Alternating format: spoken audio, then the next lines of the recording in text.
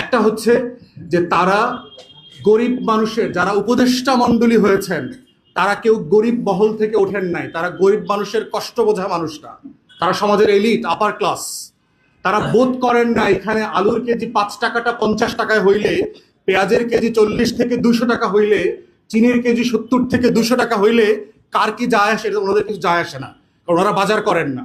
ওনাদের আয়াবুয়া আছে, ওনাদের দারোয়ান আছে, ওনাদের গাড়ির ড্রাইভাররা বাজার করে দেন। প্রথম কারণ হচ্ছে যে ওনারা বোঝেন না যে ওনাদের সিদ্ধান্তগুলো দেশের কোটি কোটি মানুষ, দেশের 70-80% গরিব মানুষকে কিভাবে এফেক্ট করবে। দ্বিতীয় যে কারণটা ওনারা বোঝেন নাই, যেটা ভুল করেছেন, সেটা হচ্ছে ওনারা খরচ ব্যয় সংকোচনের নীতিতে না গিয়ে ওনারা গরিব মানুষের উপরে ভোগান্তিকে পুঁজি করে টাকাও আয় করবার একটা পদ্ধতিতে গেছেন, যেটা হচ্ছে একটা পুঁজিতান্ত্রিক আমলাতান্ত্রিক বাস্তবতা। এক্সাম্পল দেই আপনাদের, বারবার ট্যাক্স বাড়ে, বারবার ভ্যাট বাড়ছে, শুল্ক বাড়ছে আমাদের উপরে। আমলাদের সুযোগ সুবিধা কমানোর কি কোনো আয়োজন আপনারা দেখতে পাচ্ছেন? বাংলাদেশে আমলারা শুধু গাড়ি পায় না, তার ড্রাইভার এবং তেলের খরচের জন্য প্রতি মাসে 50,000 টাকা সে ক্যাশ পায়। তাহলে আপনি কত সুযোগ সুবিধা দিবেন তাকে? তাকে আপনি প্লট দিচ্ছেন, বাংলাদেশের সিভিল মিলিটারি ব্যুরোক্রেসিকে আপনি প্লট দিচ্ছেন, ফ্ল্যাট দিচ্ছেন, রাজুকের সুযোগ সুবিধা দিচ্ছেন, গাড়ি দিচ্ছেন, বিদেশে যাবার সুযোগ সুবিধা দিচ্ছেন, রাষ্ট্রের ব্যয় কেন সংকোচন করছেন না? তাহলে আপনি বাজেটে যে আপনার ঘাটতি, আপনি তো ব্যয় সংকোচন করবেন, আপনি খরচ কমাবেন। আপনার উপার্জন যদি কমে যায়, আপনি বাজারে চিন্তা করেন, আপনি ব্যক্তির কথা চিন্তা করেন, জিনিসপত্রের দাম বাড়ছে, আপনার আয় বাড়ছে না, আপনি তখন কি করেন? আপনি কি জোর করে ঋণ করে খান, না আপনি খাওয়ার পরিমাণ কমায় দেন, আপনি বাজারের পরিমাণ কমায় দেন? আগে 7 দিনে গরু গোশত খেতেন, এখন 2 সপ্তাহে খান, মাসে একবার খান। আগে প্রতি সপ্তাহে বেলি রোডে গিয়ে সুলতানস ডাইনে খেতেন, এখন আপনি মাসে একবার খাচ্ছেন। তাহলে রাষ্ট্র কেন এটা করছে না? যে আমার উপার্জন নাই, আমার ব্যাংকে টাকা নাই, আমি ঋণ করে, আপনি দেখেছেন ব্যাংকগুলোকে বেইল আউট করেছে, 10টা ব্যাংকে 22,000 কোটি টাকা চাপিয়ে দিয়েছে। হাসিনার আমলে আমরা যারা সমালোচনা করেছি 53,000 কোটি টাকা আপনি ছাপিয়ে দিয়েছেন, যার কোনো মার্কেট ভ্যালু নাই। তাহলে সেখানে আপনি 22,000 কোটি টাকা ছাপিয়ে 10টা ক্রিমিনাল ব্যাংককে কেন আপনি করেছেন, বেইল আউট করেছেন? তাদেরকে তো বন্ধ করে দেওয়ার কথা ছিল। আমরা দেখলাম শেয়ার মার্কেটে আপনার আইসিবি কে 3,000 কোটি টাকা দিয়েছে, যার 2,000 কোটি টাকা আইসিবি বিভিন্ন ব্যাংকে শোধ করে দিয়েছে। এই টাকা তো শেয়ার হোল্ডারদের দেওয়ার কথা ছিল, যারা ক্ষুদ্র পুঁজি বিনিয়োগ করে ফকির হয়ে গেছেন, 33 লক্ষ শেয়ার বাজারে, তাদেরকে টাকা দেওয়া হচ্ছে না কেন? তাহলে আপনি ব্যয় সংকোচনের নীতিতে না গিয়ে, আপনি দেখেন ডেভেলপমেন্ট প্রজেক্ট আমরা বারবার বলেছি যেগুলোর প্রয়োজন নাই, অথবা যেগুলো আমার 2 বছরে দরকার নাই, আপনি এটাকে 4 বছরে ছড়ায় দেন। 4 বছরে ছড়ায় দিলে বাজেটের উপরে প্রেশার কমবে। এই যে অস্টারিটি, যেটা আমরা 2007-8 থেকে সারা দুনিয়াতে দেখেছি, গ্রিস এবং ইউরোপের দেশগুলোতে, যে ঋণ ভিত্তিক অর্থনীতি দাঁড়ায় কিভাবে দেশ কলাপস করেছে, একের পর এক দেশ কলাপস করেছে। ইউরোপের 3-4টা দেশ ছাড়া অলমোস্ট প্রত্যেকটা দেশের ইকোনমি ফ্র্যাকশন হয়ে গেছে। তো কন্ট্রাক্টেড ইকোনমিকে আপনি কিভাবে, মানে বেশি ঋণ করে আপনি তার স্ট্যাগফ্লেশন কমাবেন? এটা প্র্যাকটিক্যাল না তো। তাহলে আমাদের পক্ষ থেকে আমরা দাবি করছি ভ্যাট ইনফ্যাক্ট বিলুপ্ত করে দিতে হবে গ্র্যাজুয়ালি। এটা 5, 12, 15% না, এটা আপনি গ্র্যাজুয়ালি কমায় এনে একটা সার্টেন টাইমের পরে ভ্যাট বিলুপ্ত করে দিতে হবে। এবং আমরা সারা দুনিয়াতে যারা প্রোগ্রেসিভ মার্কেট ইকোনমির কথা বলছেন, তারা বলছেন সিঙ্গেল ট্যাক্সে চলে আসেন, customs duty, VAT, tax, excise, এরপরে হচ্ছে ডাইরেক্ট ট্যাক্স, কর্পোরেশন ট্যাক্স, এরপরে হচ্ছে দেখবেন আপনার পোর্টে এখানে সেখানে ট্যাক্সের অভাব নাই বাংলাদেশে। আপনি সিঙ্গেল ট্যাক্সে আসেন। নর্ডিক কান্ট্রিগুলো 40%, 42% ট্যাক্স দেয়। আপনি একবার একটা ট্যাক্স নেবেন এবং সেটা উপার্জনের উপরে ভিত্তি করে। গরিব মানুষ ট্যাক্স দেবে না। গরিব মানুষের জন্য ইনসাফ হচ্ছে তিনি ট্যাক্স দেবেন না, তিনি কাজ করবেন, তাকে রাষ্ট্র সাপোর্ট দেবে। কিন্তু আপনি টিসিবির চালের জন্য যে লাইন ধরে বাজার থেকে না কিনতে পেরে পণ্য কিনছে, তার উপরও আপনি ভ্যাট চাপায় দিচ্ছেন।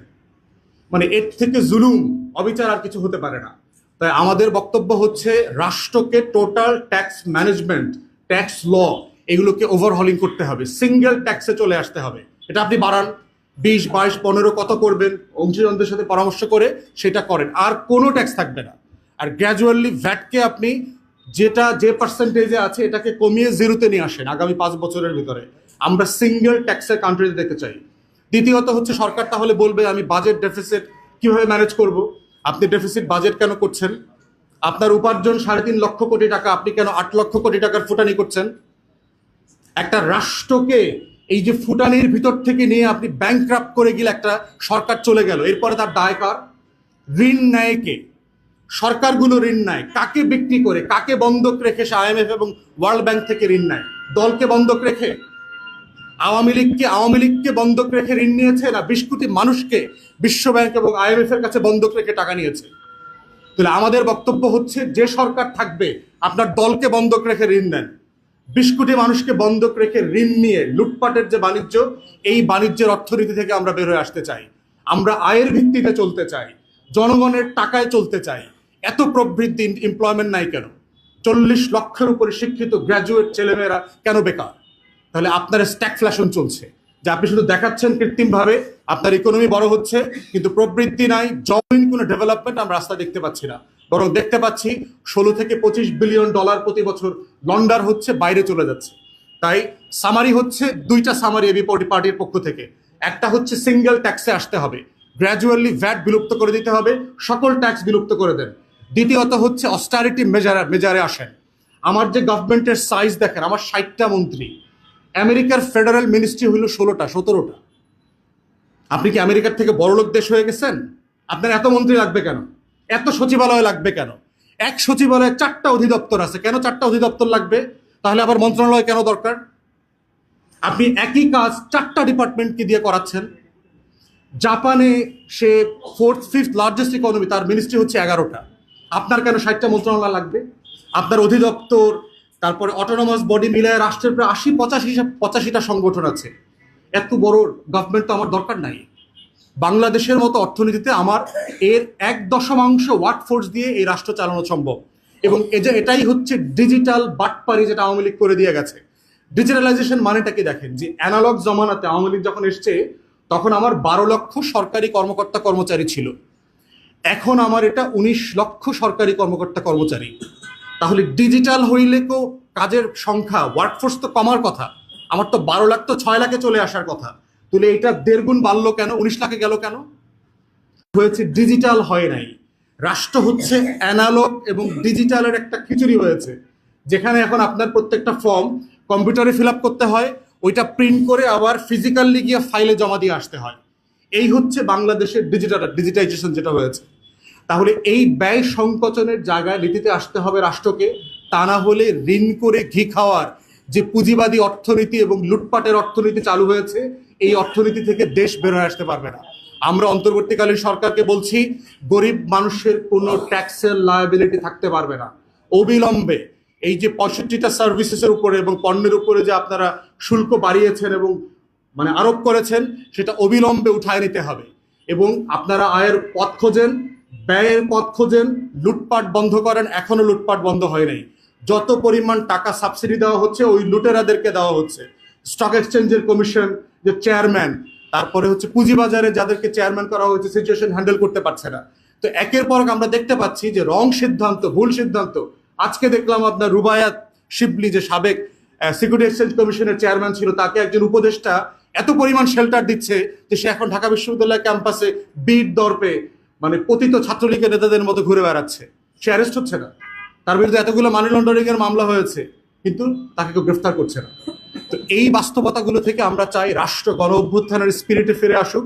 সাম্য, মানবিক মর্যাদা এবং সামাজিক সুবিচারের ভিত্তিতে যে অর্থনীতি আমরা দরকার, গরিব মানুষের বেঁচে খেয়ে সম্মানের সাথে বাঁচার অর্থনীতি, সেই অর্থনীতি আমরা ফেরত চাই। কর্মসংস্থানের অর্থনীতি ফেরত চাই। এফডিআই, ফরেন ইনভেস্টমেন্ট আসুক, সেই অর্থনীতি ফেরত চাই। এবং সেজন্য আমলাতন্ত্রকে আপনারা কাটেন, ছোট করেন, সাইজ কমায় নিয়ে আসেন, ওখানে ব্যয় সংকোচন। আমলাদের পিছনে আমাদের বেতনে প্রায় 1 লক্ষ কোটি টাকার উপরে খরচ হয়ে যায়, হিউজ কস্ট। সেখান থেকে আপনি করেন, টাকা বাঁচান। 1 লক্ষ কোটি টাকা মানে হচ্ছে $10 বিলিয়ন সেভ করবেন ওখান থেকে। আপনি আইএমএফ এর $1 বিলিয়ন জন্য জনগণের উপরে 65টা আইটেমে ভ্যাট বসায় দিলেন। আপনি সচ্ছল মানুষের উপরে না বার্ডেন দিবেন? আপনি গরিব মানুষের উপরে কেন বার্ডেন দিচ্ছেন? এই রাষ্ট্র তো আমরা 71-এও চাই নাই, 24-এও চাই নাই। তাই এবি পার্টির পক্ষ থেকে অবস্থান খুব পরিষ্কার। আমরা সাম্যের রাষ্ট্র চাই। পলিসিগুলোতে সাম্য, মানবিক মর্যাদা এবং ইনসাফ রিফ্লেক্টেড হবে, তেমন একটা রাষ্ট্র আকাঙ্ক্ষা করছি। এবং অবিলম্বে অংশীদারদের সাথে পরামর্শ না করে, ব্যবসায়ীদের সাথে পরামর্শ না করে যে অবৈধ, অপ্রাসঙ্গিক, অযৌক্তিক সিদ্ধান্ত নেওয়া হয়েছে, সেটা বাতিল করা হোক। এটা বলে আমি আমার ব্রিফিংয়ের অংশ শেষ করছি।